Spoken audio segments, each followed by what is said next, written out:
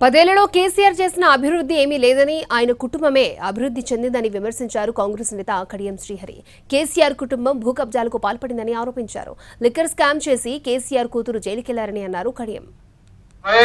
అంతేకాకుండా రోజు రోజుకు టిఆర్ఎస్ పార్టీ కేసీఆర్ కుటుంబం మీద వస్తున్న అవినీతి ఆరోపణలు, భూకబ్జాలు, స్వయంగా కేసీఆర్ బిడ్డ